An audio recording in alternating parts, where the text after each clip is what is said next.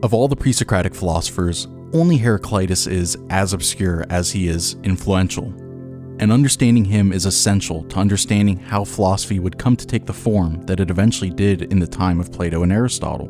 His thought marks a fundamental departure from the physical and cosmological speculation of the Milesians, and towards an emphasis on the human realm. But he was also an elitist, believing that only a select few could even understand what he's talking about in the first place. And we'll see how not only core ideas from his philosophy, but also attitudes like these would come to influence later philosophers like Plato.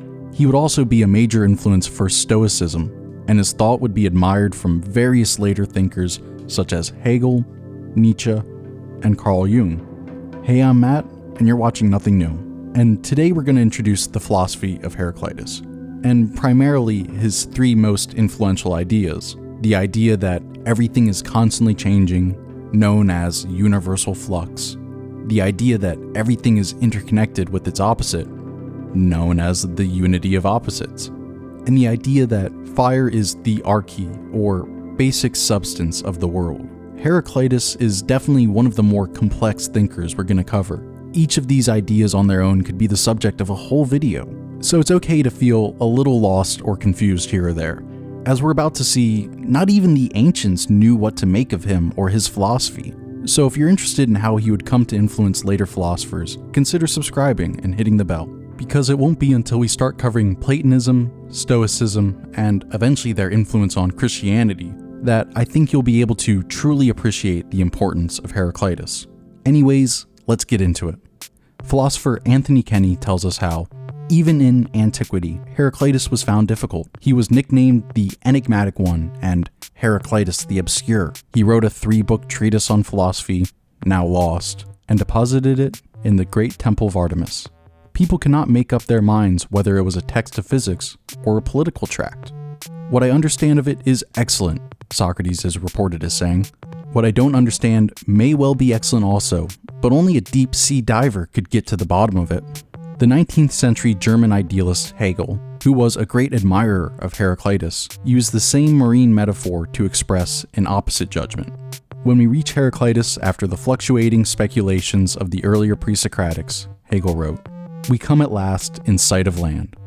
He went on to add proudly, "There is no proposition of Heraclitus which I have not adopted in my own logic." What survives of Heraclitus amounts to no more than 15,000 words. The enormous influence he has exercised on philosophers ancient and modern is a matter for astonishment. There is something fitting about his position in Raphael's fresco in the Vatican stanza, The School of Athens. In this monumental scenario, which contains imaginary portraits of many Greek philosophers, Plato and Aristotle, as is right and just, occupy the center stage. But the figure to which one's eye is immediately drawn on entering the room is a late addition to the fresco. The booted, brooding figure of Heraclitus, deep in meditation on the lowest step. Like the father of modern philosophy, Descartes, Heraclitus considered himself to be a pioneer in philosophy, and so he pursued wisdom wherever he found it. For Heraclitus, wisdom did not come from being a polymath, as so many Greek philosophers were, and he said that the learning of many things teacheth not understanding, else would it have taught Hesiod and Pythagoras, and again Xenophanes and Hecataeus. But also like Descartes, he was more influenced by the philosophy of his time period than he even realized. Like Xenophanes, he was also deeply critical of popular religion. One common practice during that time was to offer a sacrifice to purge oneself of blood guilt, which Heraclitus said was as if one who had stepped into the mud were to wash his feet in mud. His main departure would be in turning away from a physical element to explain all phenomena in the universe, and instead declaring that change and motion itself was the fundamental principle of the universe, symbolized by fire. Diogenes Laertius gives us a general summary of his doctrine, saying that all things are composed of fire, and into fire they are again resolved. Further, all things come about by destiny, and existent things are brought into harmony by the clash of opposing currents. All things come into being by conflict of opposites, and the sum of things flows like a stream. Further, all that is limited and forms one world, and it is alternately born from fire and again resolved into fire. in fixed cycles to all eternity, and this is determined by destiny. Of the opposites, that which tends to birth or creation is called war and strife, and that which tends to destruction by fire is called concord and peace. Change he called a pathway up and down, and this determines the birth of the world. Fire was a metaphor for the ever-changing and flowing nature of the universe, and according to Heraclitus, everything in the universe could only exist in relation and dependence to its opposite. A shadow cannot exist except in relation to light. And as Heraclitus says, cold things become warm, and what is warm cools. What is wet dries, and the parched is moistened. The most famous saying of Heraclitus symbolizes his view of an ever-changing world. For you cannot step twice into the same river, for fresh waters are ever flowing in upon you. And by focusing on the laws of change and the oppositional forces which he thought produced change, called strife and justice, he has gained a reputation as an early process philosopher. Parmenides would later criticize the view of Heraclitus and declare that everything in the universe was a single unchanging being, and that the process of change and becoming was actually an illusion. Unlike Parmenides, Heraclitus and process philosophy in general emphasizes how the process of change itself is the true foundation of reality. This debate between the reality of an unchanging being and the apparent change or becoming of all phenomena became fundamental in Greek philosophy. And it's amazing to see how Plato reconciled these two opposing ideas in his own philosophy. It's also amazing to see the parallels that can be drawn between the philosophy of Heraclitus and Buddhist philosophy. Ideas such as impermanence, non-self, and dependent origination harmonize very well with his philosophy.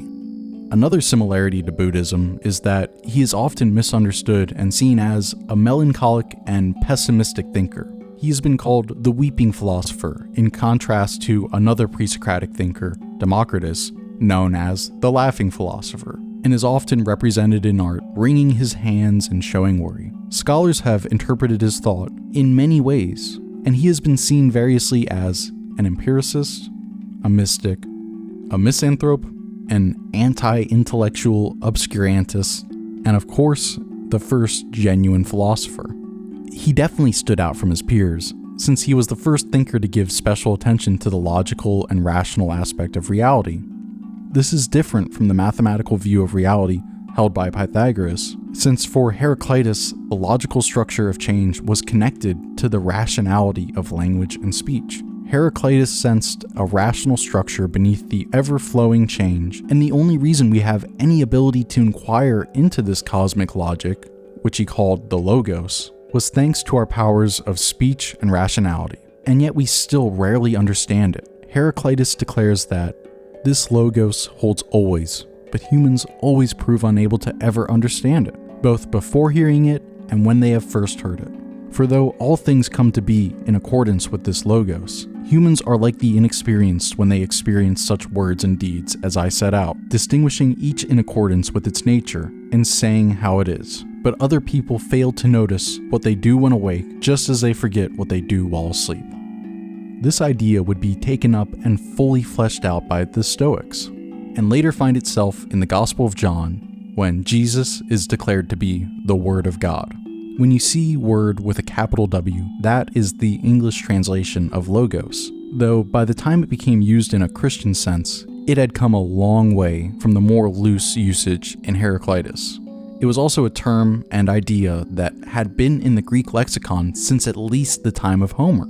So while Heraclitus may have helped direct the course of what the word would come to mean, we should remember that he didn't come up with the term, and his meaning when using the term can be as various as it was for any Greek during that period. So we must keep in mind that while his usage did suggest a universal reason at times, in general the meaning of logos in the works of Heraclitus come closer to the original Greek meaning of the word than the way it would be used by later Stoic and Christian philosophers.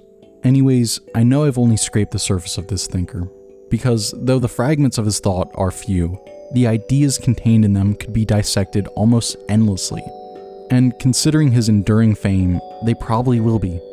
We'll certainly be exploring him further in future videos, but for now, I want to explore a different idea that has, unfortunately, also endured to the present. Coming up next week, we'll be exploring ancient exceptionalism and the idea of a Greek miracle. I hope you're excited, and I'll see you then.